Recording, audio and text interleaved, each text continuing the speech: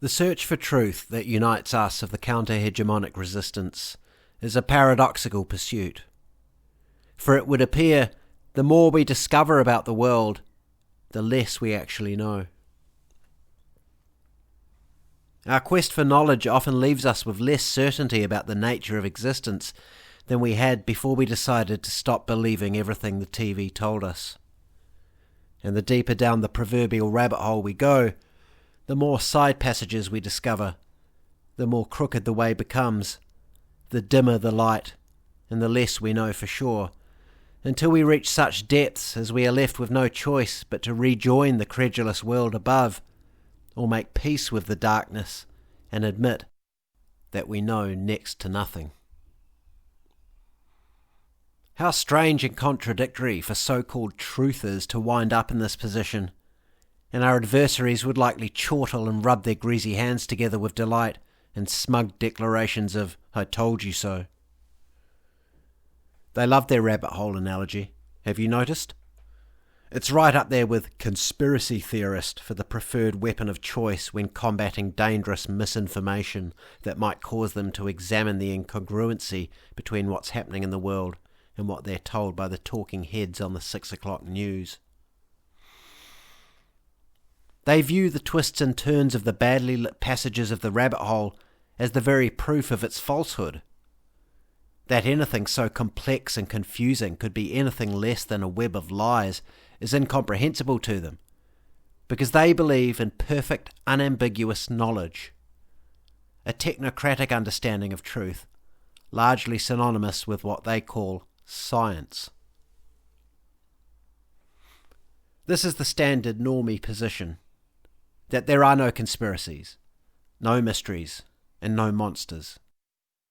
That everything has a bright and shiny explanation that always tends towards dreary, comforting officialdom.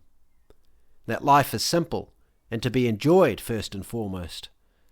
And that everything would be a whole lot better if everyone just followed the rules and didn't ask so many questions. Trust the science.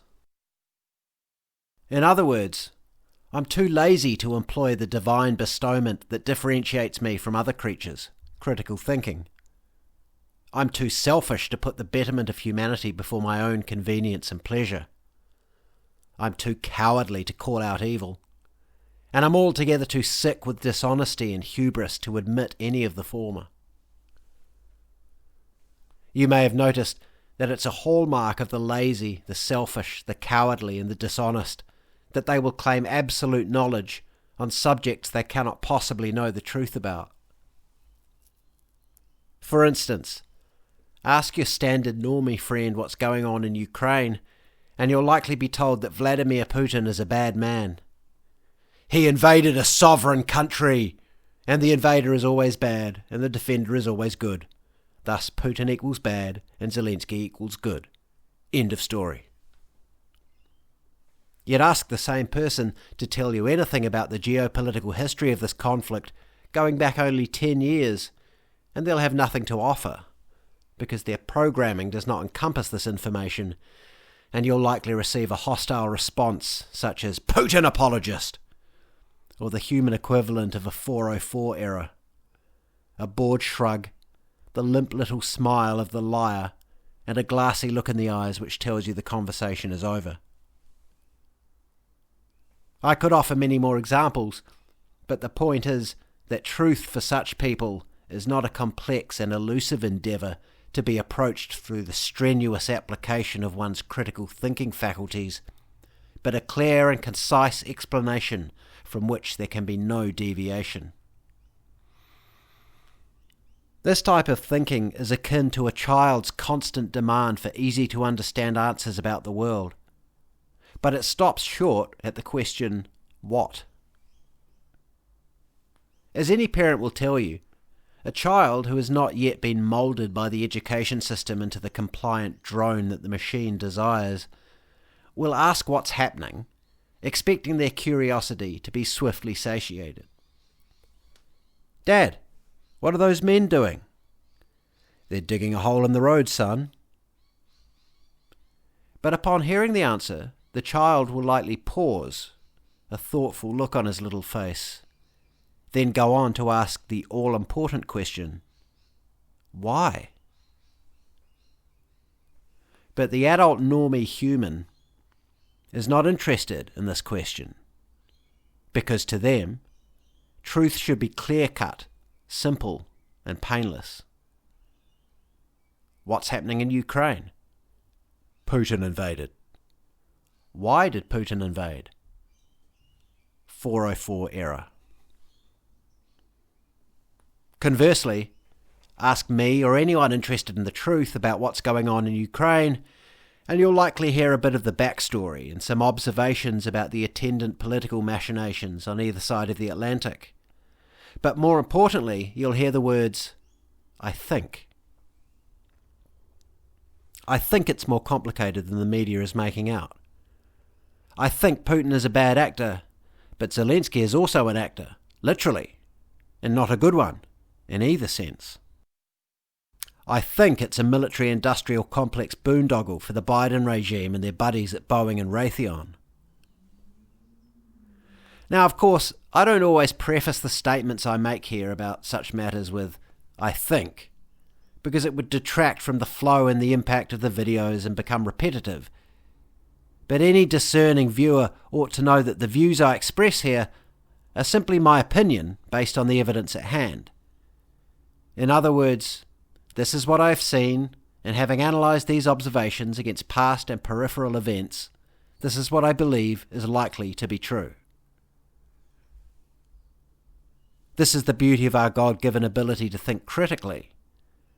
It opens up unlimited realms of possibility and wonderment, an invigorating enterprise of exploration and adventure, free from the constraints of dogma and hierarchy. Indeed, a rabbit hole.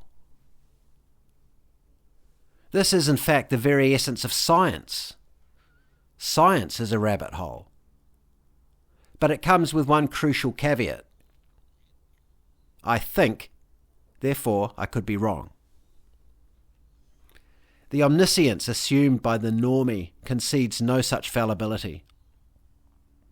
His is a hubris that would make of himself a god. I know, therefore I am right. The search for truth is a rabbit hole by its very nature. It always has been, and until such a day arrives as we are indeed judged by an omnipotent God, it always will be.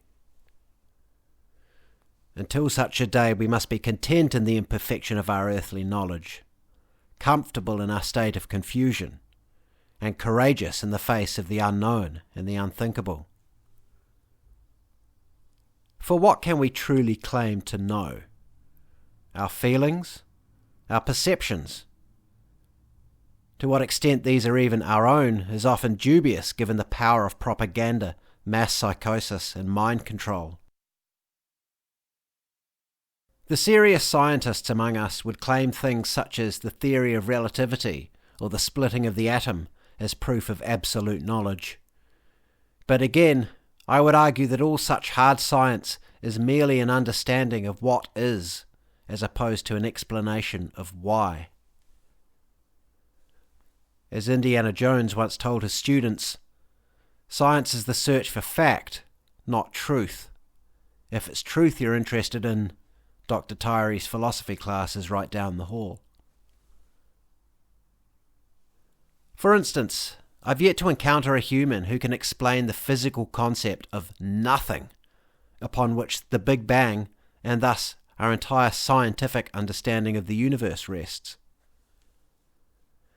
But if I continue down this path, I'll start talking about God, which was not my intention today.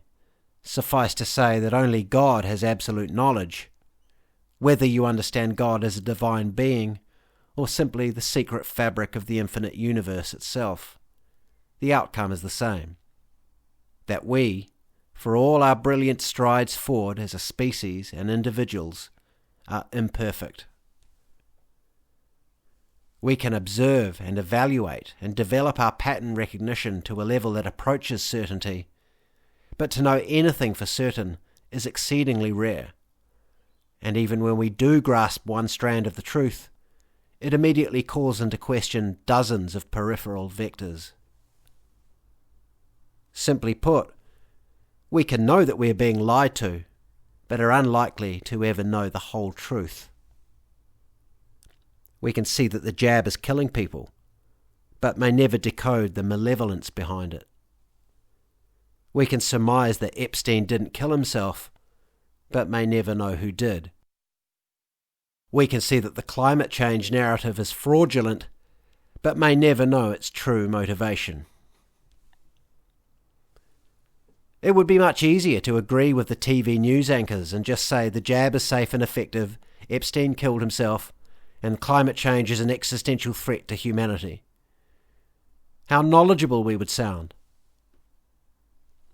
But I, for one, would rather be in the dark, groping my way along a rope towards some incomplete understanding of the truth, my curiosity and humility intact, than dazzled by the brilliant, smooth-edged simplicity of the corporate fact-checkers. Knowledge is not to be found in the guise of absolute truth, such as we have been offered by our rulers in the form of a shiny new deity, the science. True knowledge is a quest. It is elusive and deep, complex and difficult to locate.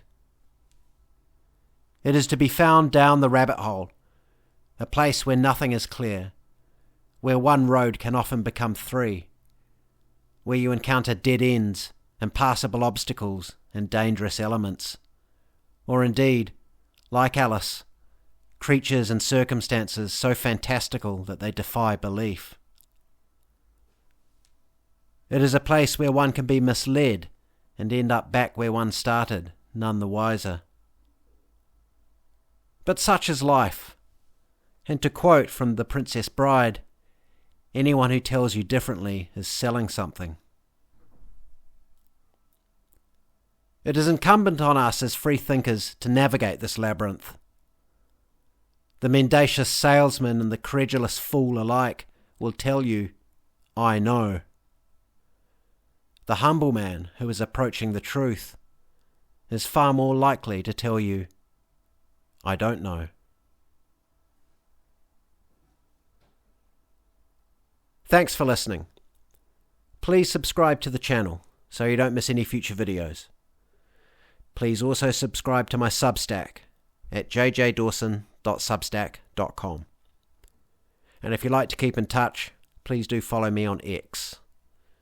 You can also follow me on Getter, Gab, and Minds. And of course, if you enjoyed this, please do give it a like and share it about, because it really helps me out.